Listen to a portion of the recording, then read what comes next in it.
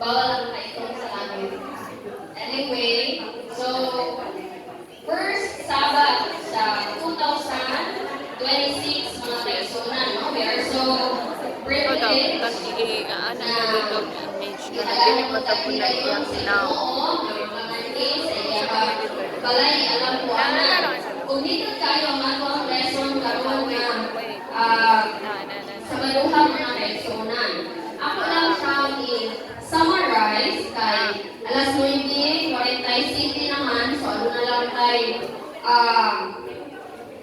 gamay lang kaayo mga minuto, no? To discuss or to summarize the lesson.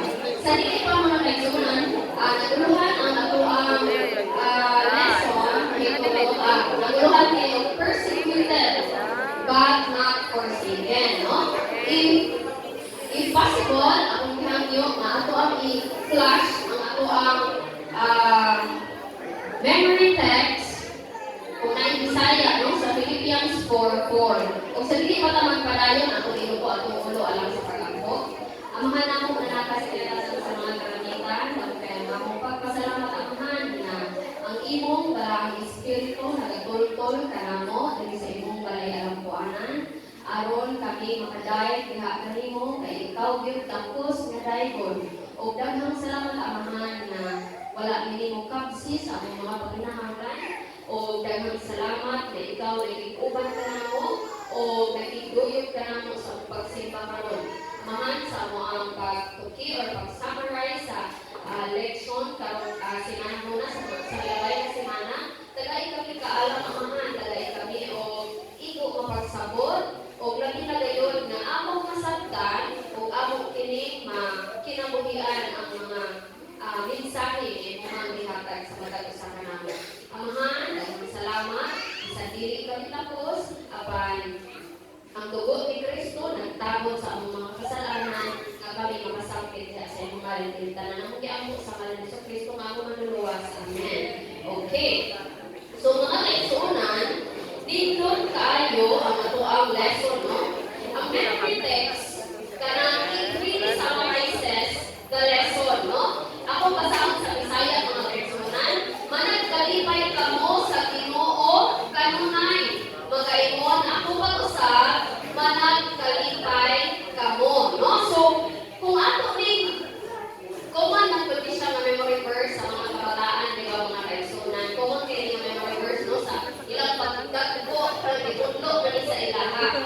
And then, if wala ka kaila kung kinsay nagsuwat diini na libro sa Pilipos mga kaigsuonan, para sa ato encouragement lang yun ni siya na versikulo, no? Rejoice in the Lord always. And again, I will say, nalubat siya. And again, I'll say, rejoice, no? So, managkalipay kamo sa Ginoo kanunay, o sa mga usap, ang magaingon, managkalipay kamo. Karon mga kaigsuonan, mangutanan ko sa inyo ha. Ang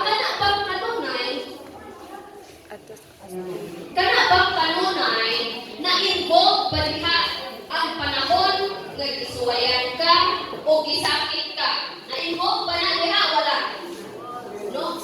Sa marito, pero dapat natay participation, no? So, na-involve ang kanunay or sa English pa, na-involve sa always ang kanang panahon nga gisakit ka or gisulayan ka or dili. Na-involve dili. Na-involve, no? Na-involve kung anong tanawon ang kinabuhi ni Apostol Pablo, kung anong tanawon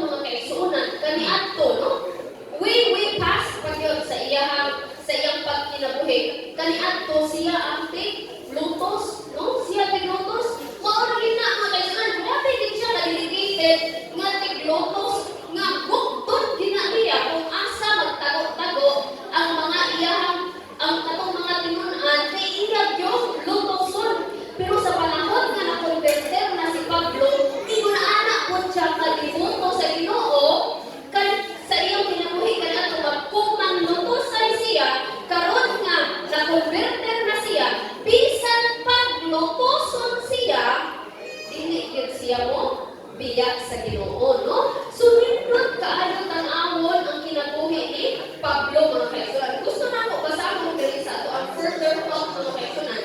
Kay nindot kay ang sinulat ni Sister Ellen White diri sa Youth Instructor, November 9, 1899. Giingon diri. Ako ang basahon sa English, mga kaigsunan, ang atong panikamutan nga mahubad siya sa Bisaya, no? Or ma-summarize ka sa Bisaya. God has chosen you to salvation through sanctification of the Spirit and belief of the truth. No? Kitang tanan di ay gipili ta sa Ginoo. Wala lang ta gipili nga aron mo simba lang, wala lang ta gipili nga aron mahimo lang ta Japonesa, wala lang ta gipili nga aron mahimo lang ta elder, no? Gipili kita aron sa unsa gani ang ingon? Gipili ta aron sa kaluwasan yun.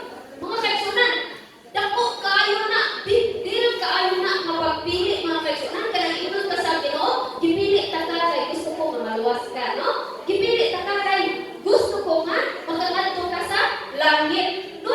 Big deal ko nga, mga kaigsunan, no? It is not a little thing to kanang i-ignore ramit nimo, mga kaigsunan. Pero usahay, kita nga mga tawhanon, no?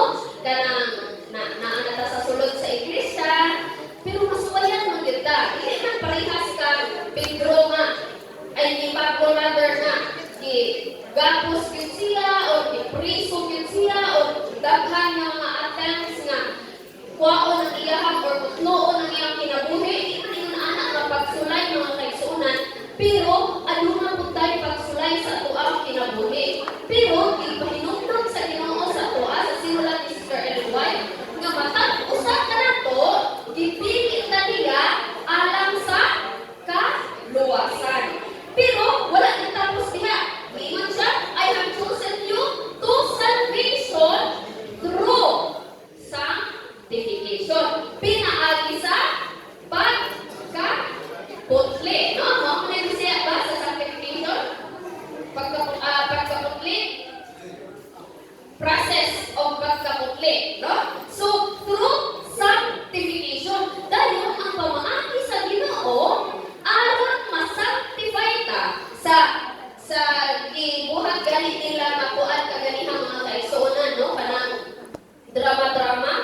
Kapkapon mo gani, no? Naman ni selective nga diri sa langit. Kapkapon mo gani kung naabay pangdala, naabay mga kanang barking or naabay mga hindrances nga dili ka makasulod sa langit, no? So, kini gitawag ang process of sanctification, mga kaigsuonan. Mura sab na og ingon ana ang pagkapkap sa guard nga wala gid kay gidala nga makahinder sa imo nga makalahos gid ka sa langit, mga kaigsuonan. In the process of God, by doing that, dili lang siya kapkap, mga kaigsuonan.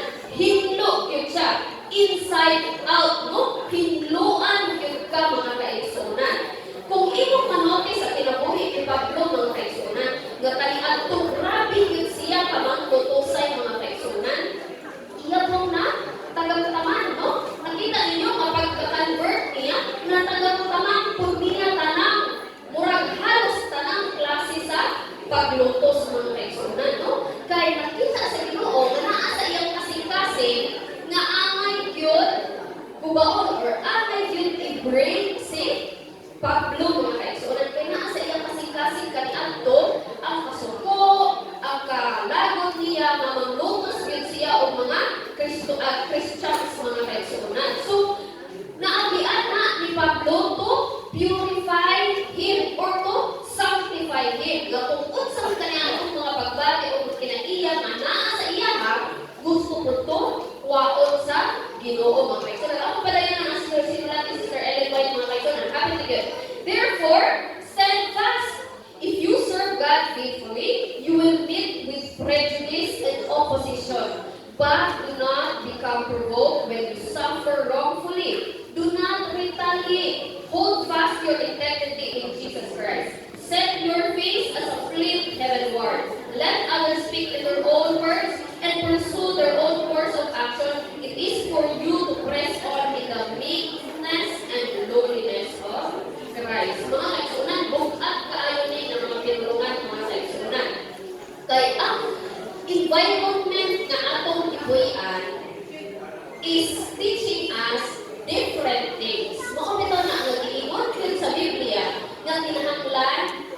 pamilyar kita.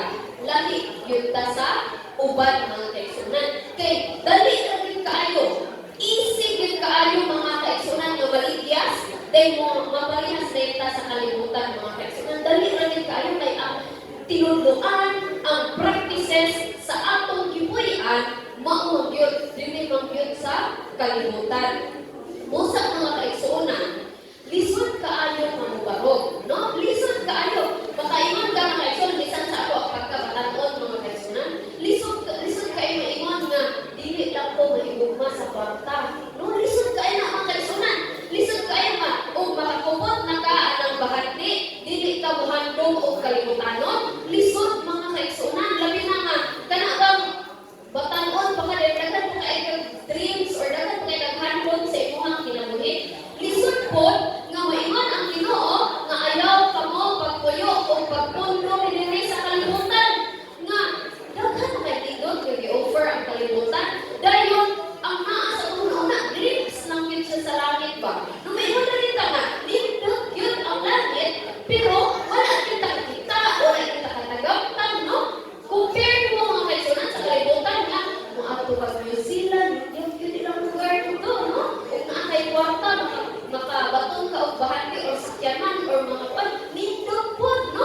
Nindot. Pero ang Ginoo niingon gyud siya, barog kamo, no? Barog kamo at maulungon kamo. Maong iya gyud ang gi-remind ana mga kaigsunan kay nakahibaw siya nga lisod gyud mo barog diri sa kalibutan. Pero kinahanglan kita nga mo barog mga kaigsunan. Sulayan kita, tinuod yun. I-provoke kita, sulayan kita, sukit-sukiton kita nga. Kana bang masusama kita sa kalibutan ng mga kaigsunan. Pero barog kita mga kaigsunan, no? Dili mga kaigsunan sa last na part.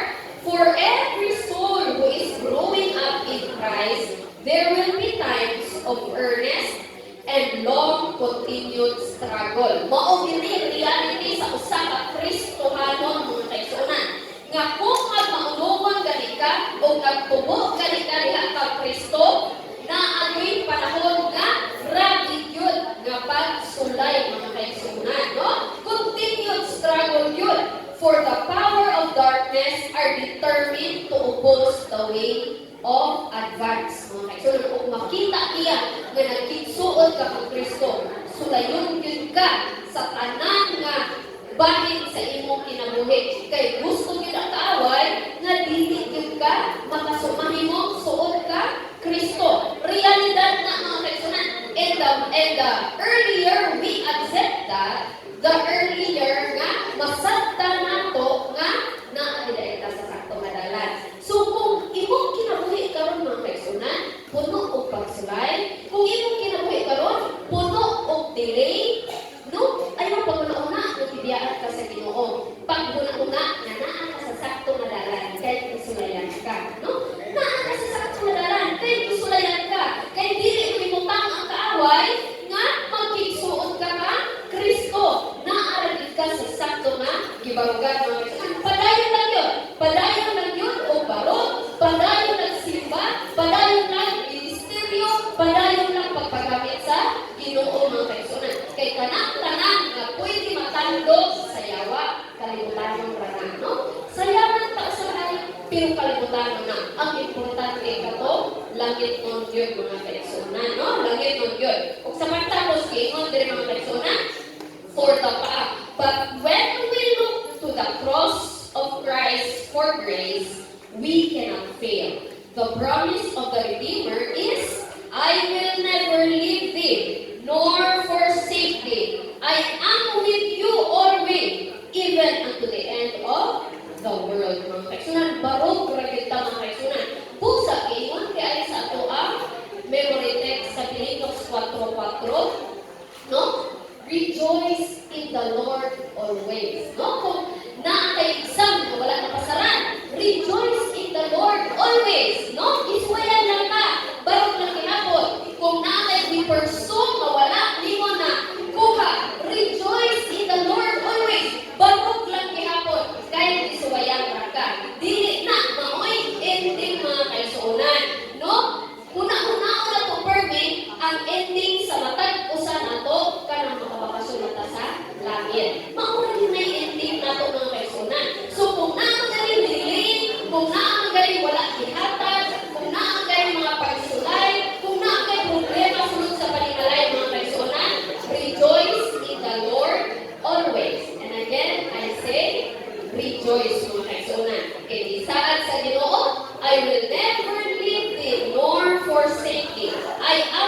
you always, even unto the end of the world. I hope mga kaigsunan na sa mubo na to na summary sa ito ang leksyon karo kamutagon, no? Mahimo ta mga Kristohanong mga maunumon. Nga bisan pa o panahon ta wala tuo.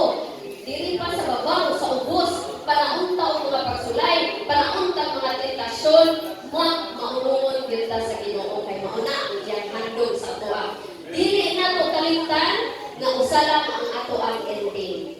Ang bag-ong langit ug tao wala pa na naabot diha daghan pa kitag pagsulay, pero kung kisulayan ka pasabot ana na sa sakto nga dalan mao nang kisulayan ka. So barog lang padayon mga kaigsunan. So I hope nga